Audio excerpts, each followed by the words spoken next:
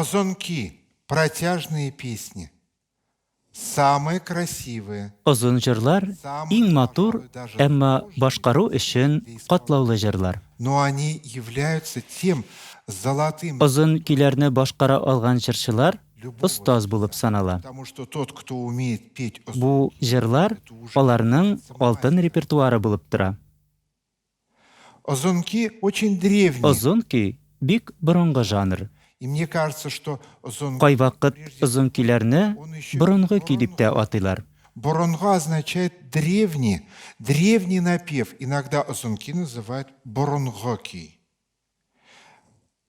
Что характерно? Бу җырларны башкарганда иң беренче чиратта җырчыда моң булуы мөһим. Мон. Об этом слове многие Мон. пытались Бу сүз турында бик күпләр язарга һәм сөйләргә тырышып карады. язык слова. Әмма моң рус теленә тәрҗемә ителми торган сүз. Ну, Моңаю, моңлану, кайгыру дигән сүзләр бар. да. Но Әмма моң ул кайгы, кайгыру гына түгел. особое Иң беренче чиратта җырлаучының җыр аша күңелендәге рухи нечкәлеген ачарга тырышуы. в своем Һәм, әлбәттә, бу башкаручының халәте аның тыңлаучысына да күчә. какую-то особую тонкость духовную, когда он в человеческое что-то погружает. И, Без бу җырларны тыңлаганда елый да алабыз. оно передает Шуңа күрә әлеге әсәрләрне сагыш һәм сагыну хисе белән башкарган җырчы турында Поэтому говорят, бик моңлы җырлады дип әйтәләр. очень пел с какой-то печалью и тоской, что даже захотелось заплакать. Я считаю, что Минемчә, тыңлаучысын елатырга сәләтле җырлар своего слушателя үзенчәлекле җырлар. это особые песни. И озонки Кызганудан түгел, это такой жанр, күңелдә мәхәббәт, шәфкатьлелек кебек хисләр ташкыны барлыкка килүдән кешенең күңелен эчкәрә. душе Һәм миңа бу җырлар иң яхшы җырлар кебек тоела. любви, чувство сострадания. И мне кажется, эти песни самые лучшие песни. И Бу әсәрләр безнең ансамбль репертуарының алтын фондына керде. среди них мы, конечно, Алар арасында әлбәттә инде Габдулла Тукай сүзләренә тәфтиләү, әллүки һәм Кара урман җырларын атарга мөмкин. Кара урман Кара урман излюбленный, барлык татарларның иң яраткан җыры. огромный Алар шактый. Иске кара урман, старый кара урман, то есть старый напев. Яңа кара урман, новый кара урман, темный лес, дремучий лес, так переводится кара урман. Просто урман, кара урман аша, через темный лес проезжая, кара урман кыргач, въезжая в темный лес, да? Видите, как... Күрәсезме? Урман белән бәйле җырлар ничек күп? А почему? Ни өчен? Потому что лес Чөнки урман һәр вакыт халык тормышында утын, төзелеш чыганагы булып торган. источником, Урманда кешеләр аучылык белән дә шөгыльләнгән. да, люди Анда үзләренә һәр вакыт ризык та тапканнар. и собирательство, и ягоды. Все, что Гомумән, кирәк булган әйберләрнең барысын да кеше шунда таба алган. ведь лес темный, Әмма урман караңгы, аны җиңел генә кичү мөмкин түгел. чтобы в лесу Урманда кеше югалмасын һәм үлеп калмасын өчен аңа якын дуслар, тугры ат һәм белгән юл кирәк булган. была быть дорога, по которой бы он знал, как ехать. И вот одна из Менә шул Кара урман җырларының берсе ансамблебез репертуарында озак еллар яшәп килә.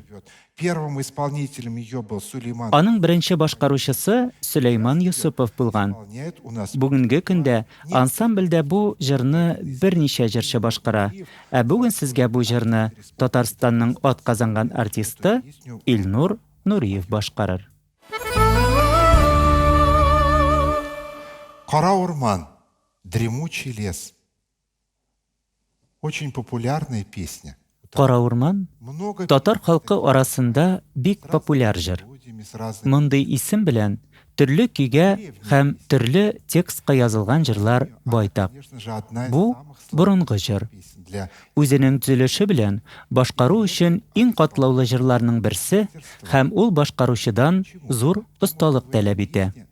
Ни өчен? певческое дыхание. Чөнки бу җырда киң сулыш һәм мелизматика куллану кирәк. По-татарски мы называем это Бурма, Безяк.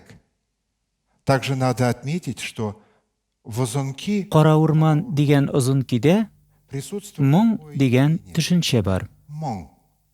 Не переводим. Бу сүз башка телләргә тәрҗемә ителми. Как грусть. Без аны сагыш дип тә әйтә алабыз. Его переводим. Әмма ничек кенә булмасын, бу төшенчәне җырчының җырны башкаргандагы эчке күңел халәте белән бәйләп аңлатырга кирәктер. Внутренним миром певца, поющего, когда он так погружен в себя и пытается выразить все свои чувства, которые в этой песне есть. А в этой песне звучит главная тема о дружбе. Җырда сүз дуслык турында бара. Я нужный человек. Дуслар булмаса, Друзей. ялгыз кешегә бу тормышта яшәүе бик авыр. И пройти темный лес невозможно. И жизнь прожить без друзей тоже будет очень трудно. И солист у нас сегодня Җырчы бүген безгә әлеге җыр аша дуслык гимнын башкарачак. человеческой.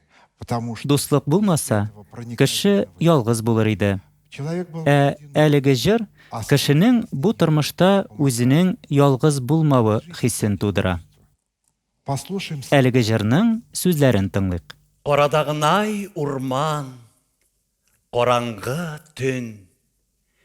Яхшы атлар кирәк үтәргә. Кар урманны чыккан чакта кисеп алдым куш кайын. Ай, аерылмайык дускайым. Заманалар авыр, еллар ябык.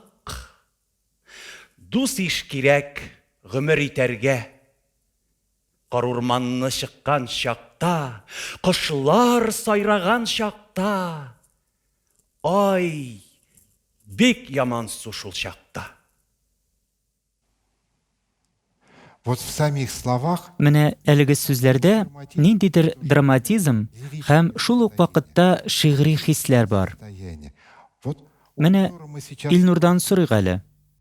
А мон для них Моң синең өчен нәрсәне аңлата? Моң — это состояние души. Моң минем өчен күңел халәте. Һәр кеше моңлы җырлый алмый. Мне кажется, это Миңа калса, бу хисне Всевышний дает. Аллаһы Тәгалә бирәдер.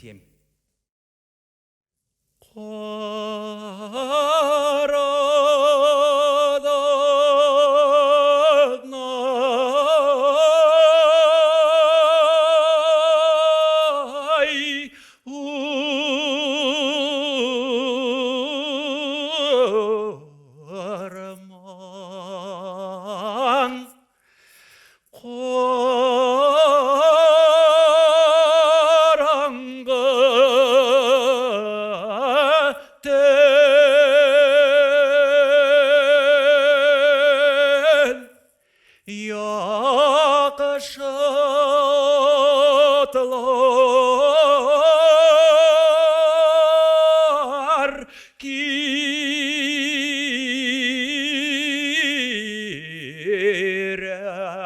kirekley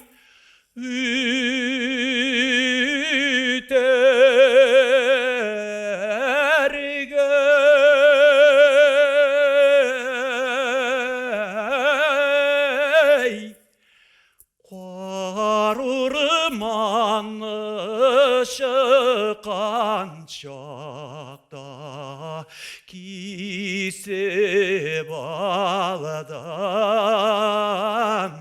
kuş koyun.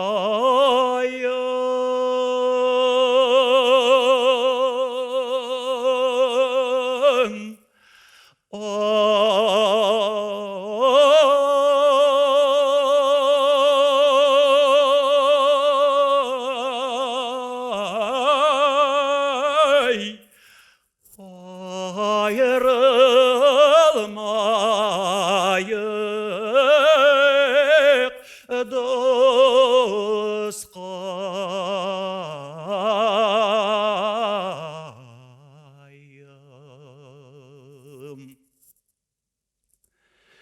Zaman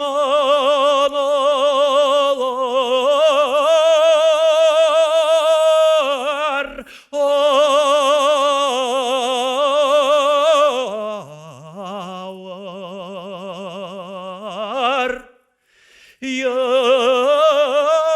yıllar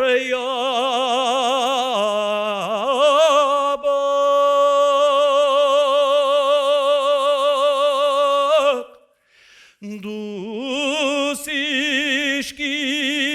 işkirek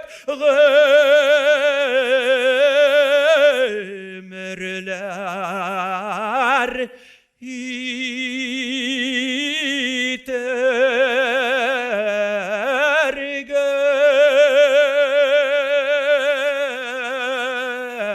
itergey Arıramanı çıkan şakta kışlar sayrağan şakta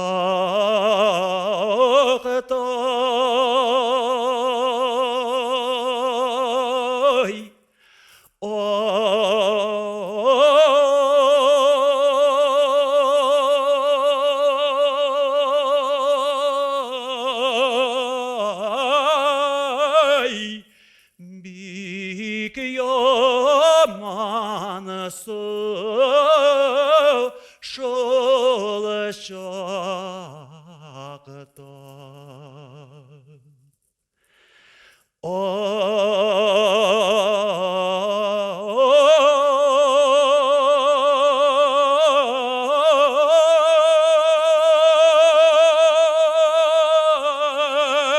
Ay, bik yamansı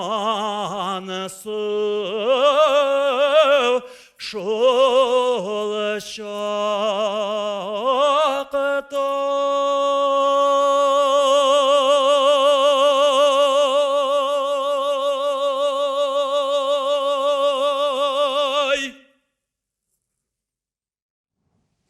Спасибо.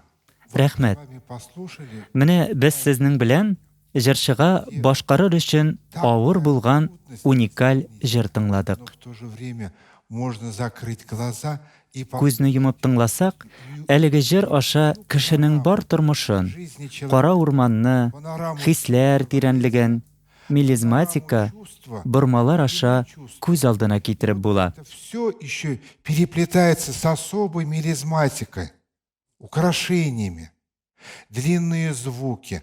Это очень трудно для певца.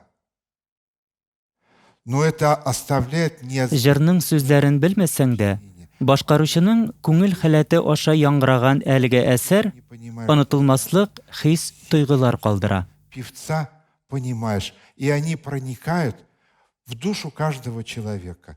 Мне кажется, это Миңа калса, озын көй жанрының бу төп үзенчәлегедер. когда Йөрәктән йөрәккә җырны ишетү һәм слышим, тойымлау. чувствуем эту песню.